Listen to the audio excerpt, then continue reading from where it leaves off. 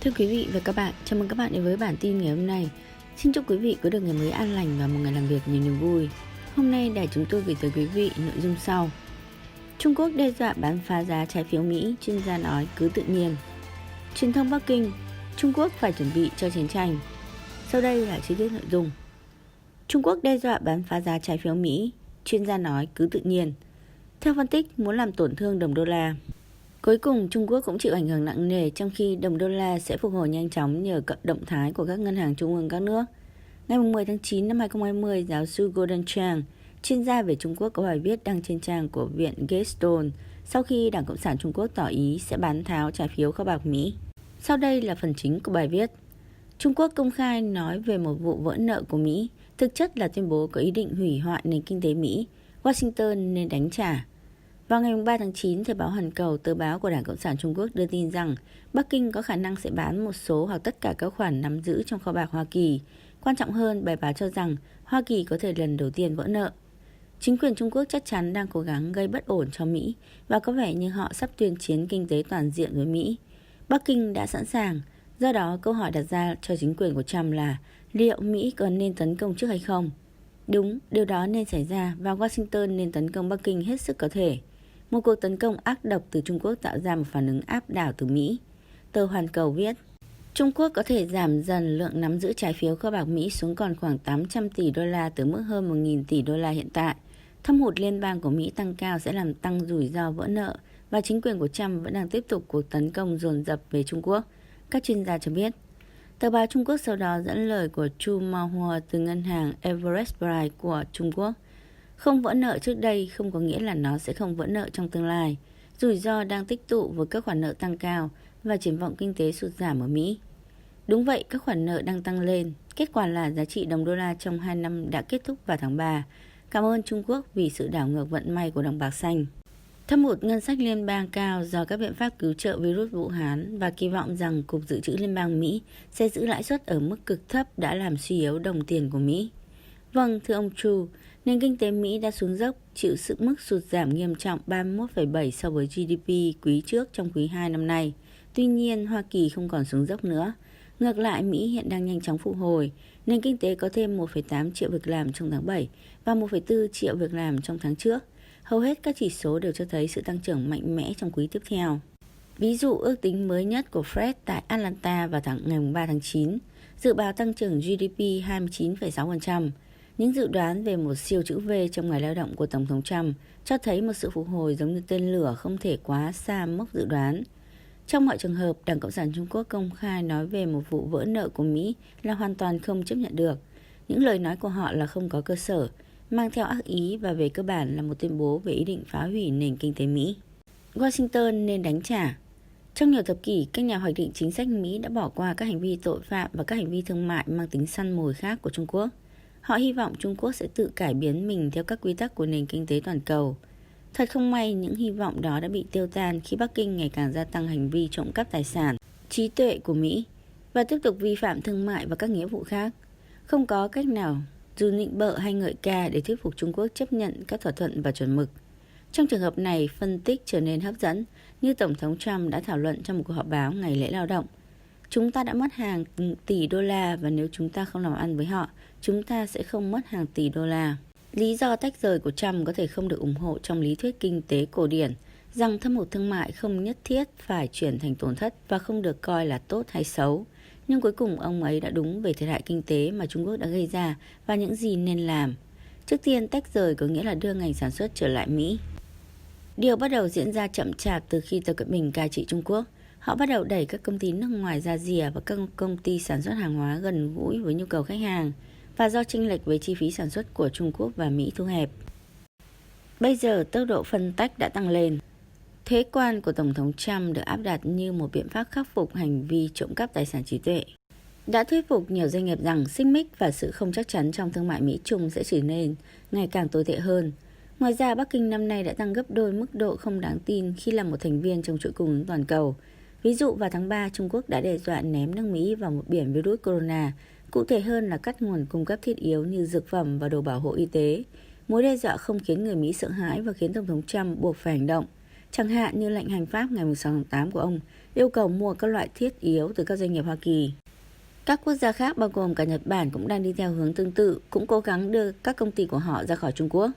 Trump có thể đẩy nhanh sự ra đi của các doanh nghiệp khỏi đất Trung Quốc bằng cách biện pháp thuế quan và các hành chính như tăng cường kiểm tra hải quan được thiết kế để ngăn hàng hóa do Trung Quốc sản xuất vào Mỹ.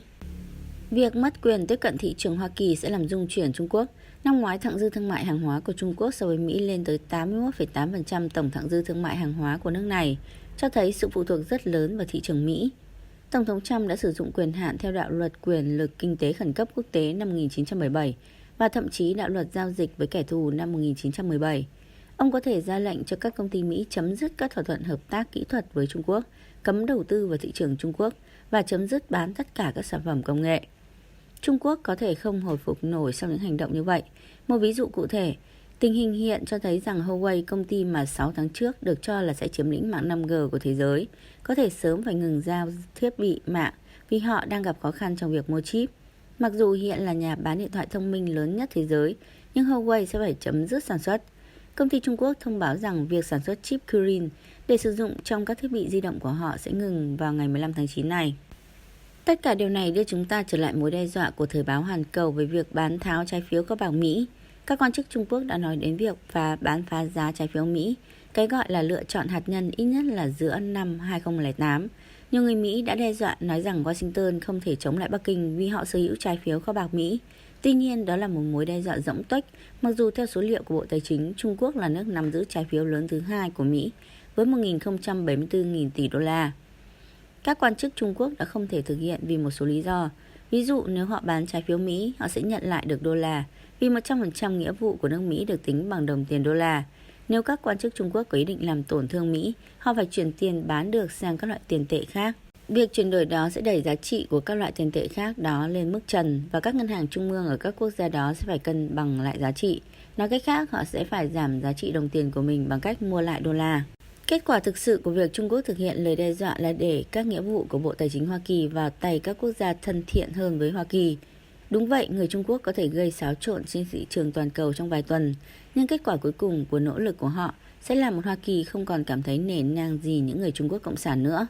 Hơn nữa, bất kỳ động thái nào đột ngột tấn công đồng đô la bằng cách bán trái phiếu sẽ có xu hướng khiến đồng nhân dân tệ trở nên đắt đỏ bất thường.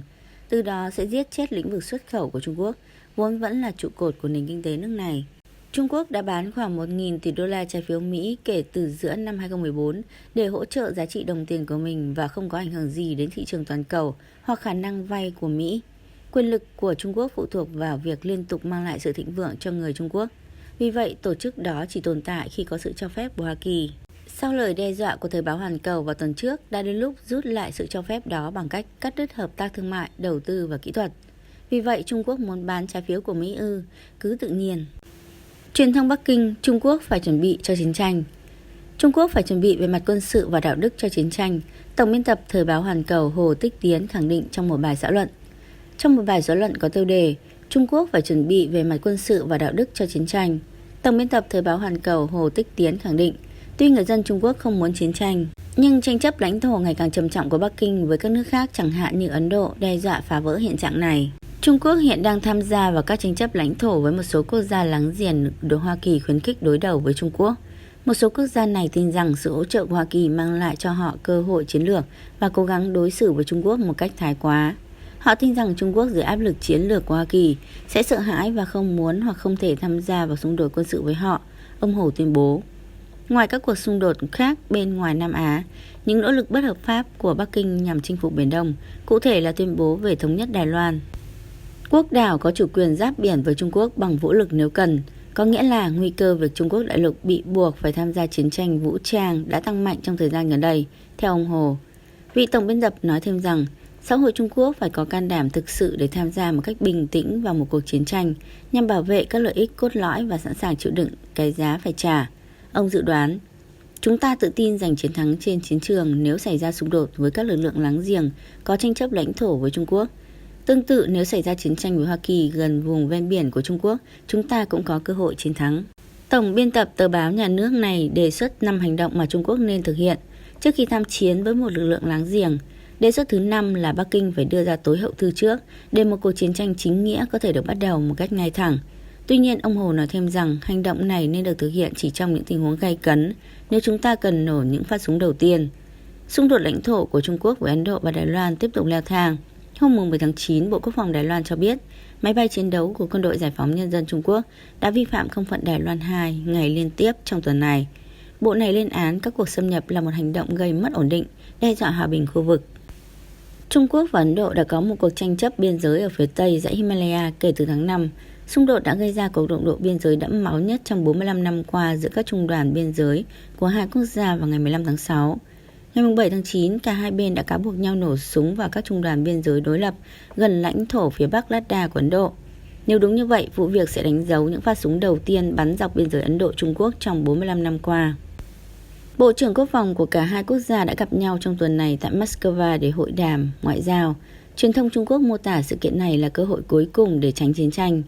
Người dẫn chương trình của The Epoch Times, ông Đường Hạo phân tích rằng chỉ Trung Quốc đối mặt với khó khăn cả bên trong và bên ngoài thì cách thông thường là nên tránh xung đột. Vậy tại sao Trung Quốc lại phải gia tăng xung đột ở biên giới Trung Ấn? Có thể lãnh đạo Trung Quốc muốn lợi dụng cuộc chiến để thị uy, do họ chắc chắn không dám gây chiến với Hoa Kỳ, cũng không thể khiêu khích Nga ở phía Bắc và đồng minh Bắc Triều Tiên. Như vậy, cuối cùng Trung Quốc đã chọn gây xung đột ở biên giới Ấn Độ. Theo NTD TV, vì khu vực này cách xa bờ biển và quân đội Hoa Kỳ, xung đột ở đây sẽ không gây ra động tĩnh lớn. Hơn nữa, với địa hình ở núi cao hiểm trở, nếu xung đột thực sự nổ ra thì sẽ không có điều kiện địa lý thích hợp cho xung đột trực tiếp trên quy mô lớn. Đối với vấn đề ở biên giới Trung Ấn, ngoài mục đích chuyển hướng sự chú ý thì nó cũng có thể giải tỏa cảm xúc trong quân đội, để quân đội Trung Quốc biết rằng chính quyền thực sự có dũng khí dám chiến đấu. Ông Đường Hạo nói đùa, thật không may các chiến sĩ Trung Quốc thực sự rất xui xẻo vì trong cả hai cuộc xung đột từ cuối tháng 8 và cả tháng 6 trước đó, binh lính Ấn Độ đều chiếm thế thượng phong. Ông có cảm giác như Trung Quốc cưỡi lên lưng hổ khó xuống khi hiện đang triển khai lực lượng dày đặc ở biên giới và tìm kiếm đường thoát lui.